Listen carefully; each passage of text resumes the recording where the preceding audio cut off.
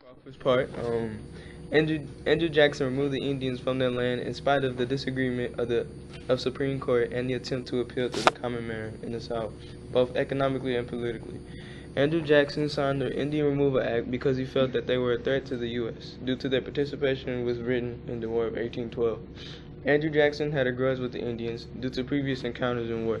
He felt that the faster the Indians were removed, the better the relationship he would have with the southern states and free Indians from power from in the USA. Some of the groups include the Cherokees, the Creeks, the Cotuats, and Chickasaws, and the Seminoles, with the land being owned by Indians. Throughout agreements and treaties, the government could not profit off of these areas. Most white settlers couldn't even enter these areas without special permission from the government. This stemmed the Worcester versus Virginia case. Sam Worcester and his family, who were doing missionary work in the Indian Territory, felt that they needed to be able to enter the territory, and it was against their 14th Amendment rights, which state that government cannot violate a person's pursuit of happiness or life at liberty. Because of this, Worcester won the case in the Supreme Court. Andrew Jackson signed the Indian Removal Act in 1830. However, the removal was everything but swift. The government spent at least 30 years forcing Indians to move beyond the Mississippi. These 30 years were known as the Trail of Tears, ranging from Georgia to Florida. Some of the Indian tribes pleaded with the government to remain a part of the nations, as seen in Document 2, when the Cherokee felt that they were betrayed by the government. The Seminoles resisted the Removal Act aggressively. Due to this, they began the war known as the Second Seminole War, which happened to be the deadliest conflict between the natives and the U.S. Another conflict, named the Black Hawk War, was sparked because of the natives' disapproval of what the government did. The Indians were led by the Black Hawk, who signed the agreement to relocate beyond the Mississippi, but Black Hawk felt that the negotiation was invalid. Black Hawk became an enemy that the U.S. had to reckon with. But his success did not last. Black Hawk surrendered to the U.S. on August the 2nd. When the Indians relocated, this allowed white settlers to be able to buy cheap land to farm on, which could make them more wealthy. The government could also start retrieving revenue from these parts of the state, since the treaties that once prevented them from doing that no longer existed. The government began creating more and more plantations. Majority of the plantations produced cotton. Slavery also increased because of this. Although Andrew Jackson removed the Indians from their land, it was for the greater good of the common man. The Indian Removal Act produced a stronger agricultural economy and allowed the government to start taxing these affected areas, despite the Indians' losses. Although under Andrew Jackson's presidency, he was recognized as the president for the common man, situations often arrived where the U.S. Union need was higher than the state liberty, becoming the highest priority. The nullification crisis was such a situation at a period where Andrew Jackson's main focus was maintaining federal supremacy over individual state liberty, and Jackson's actions in the nullification crisis showed that he did not act in the social and economic interests of the common man, evident through Jackson's thoughts on nullification and his friendship with Van Buren. Documents 1 and 4 will show Mr. Jackson's thoughts on the idea of the state possessing the ability to nullify unconstitutional rulings from Congress and demonstrate his stance on the common man first. The origins of the crisis had its rise during the end of Adams' presidency, or the end of the corrupt bargain, where the tariff of 1828 was instated by Mr. Adams, which put a tax on imported goods. The measure found its origins from the demands of northeastern states like Massachusetts and Rhode Island, complaining about the British dumping of low-priced textiles upon American markets, damaging northern sales. However, to win support from the West and the South, northeastern state supporters had to accept tariffs on other duties. As a result, the bill was signed by Adams, but the prospect of protecting the malfunctioning goods had to be weighed against the deal for paying more for raw materials, and more importantly, earning the hatred from the South and the title of tariff of the tariff of 1828. The president then went toward Mr. Jackson The presidency then went toward Mr. Jackson. He became a president of the common man. However, the common man was a select group of people, more specifically white male citizens, and had extended opportunities toward the rising classes of the West and South with continued subjugation of African Americans and particularly no support for women or Indians. Document 1 describes the wonders of democracy under Andrew Jackson's presidency and noting that the food chain of society with the white male citizen at the top and Indians and Negroes at the bottom. This doc was written by French historian Alex de Tocqueville during Andrew Jackson's presidency, and its description of liberals and societal functions matches the Bill of Rights and situation who has liberty, which is the white male landowner. By the late 1820s, under Jackson's presidency, he continued the effects of the tariff of 1828, seeing it as a need against his stance of benefiting the common man, with these common men in the South struggling to make ends with the tax. As a result, Southern, more specifically South Carolina, had reached their limits, believing that the tariff of 1828 led toward their stagnating economy. However, the true reason behind the stagnation was exhaustion of southern farmland, and since the Carolina area was a significant source of agricultural work, the tariff and lack of profits led to dangerous thoughts. This tariff abomination finally reached a climax around 1830, leading to the South Carolina States Convention, and through the political thoughts of John C. Calhoun, proposed the theory of nullification from ideas of Madison and Jefferson, both strong activators of state liberty and enumerated rights, argued that since the federal government was an institution created by the states, not the courts, the states were the final arbitraries on the constitutionality of federal laws. Document 4 supports the Carolina's case of nullification, stating from Robert Hayne, advocating the nullification and an explanation for Mr. Hayne, a senator from the southern states most affected by the tariff of 1828. More specifically, South Carolina explains why he supports his state decision and why they would be upset at the constitutionality of this imposed federal law, similar to the Patriots' reaction to the American Revolution of the British tea and sugar taxes. The final incident that finally arose Mr. Jackson's frustration that made him secure his federal supremacy over the importance of state liberty, which was secession from the Union.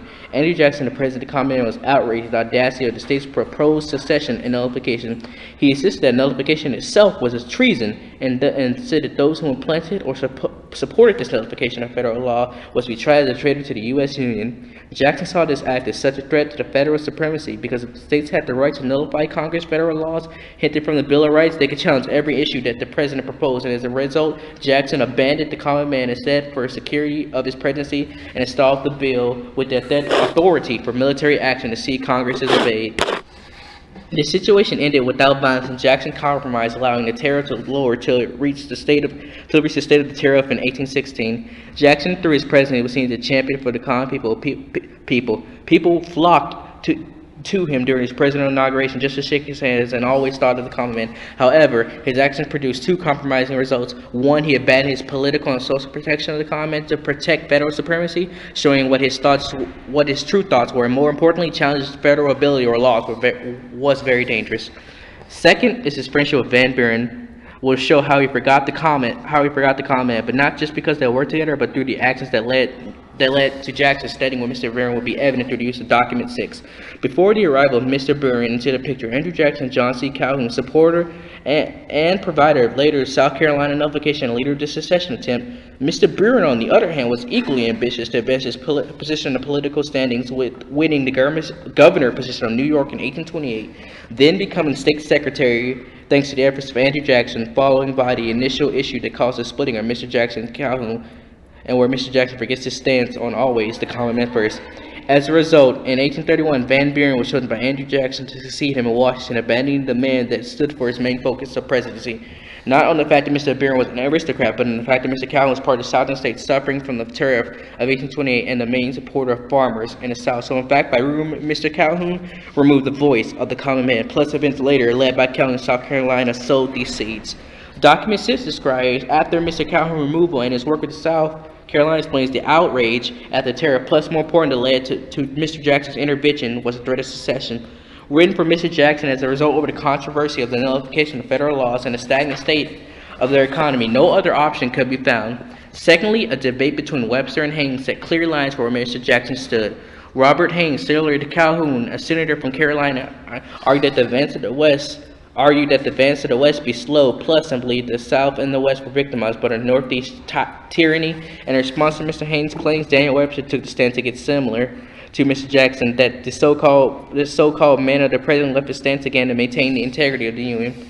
Document 5 from Mr. Webster expresses concern from the reason that Calhoun and South Carolina have the ability to nullify federal law since no others had come forth, plus a threat to secession or other messages or coercion to get their way. This message toward the supporters of secession nullification is presented after the threat of secession and before Mr. Jackson issued the Force Act, and Mr. Webster retains his stance of once again a constitution of federal government issues how far the federal government should act in affairs of the states and the limits. The final enunciation was at the Democratic banquet for Mr. Jefferson, where Andrew stated our federal union must be preserved at all costs. And in response, Calhoun said, the union, next to our liberty, most dear. Both statements presenting very peculiar information. First, Jackson established his stance about the nullification crisis of the Tariff of 1828 and the state secession, even though the common man is his main political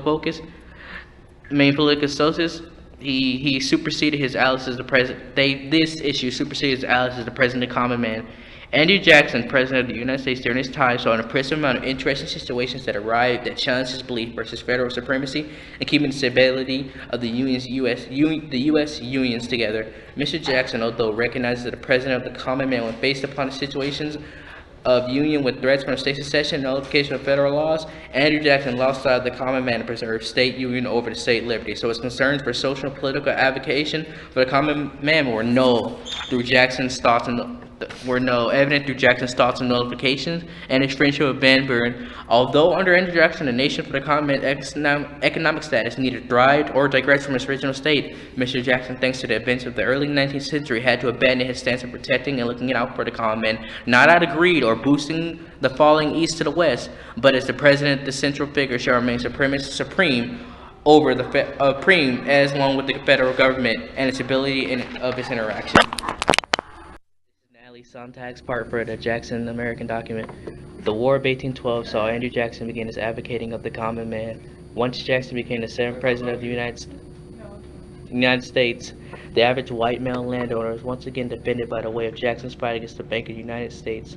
With the closing of the Bank of the United States, Andrew Jackson successfully promoted democratic and egalitarian ideals, restrained the overwhelming majority of aristocratic institutions, but ultimately created an unstable economy that would continue to plague the country for many years to come.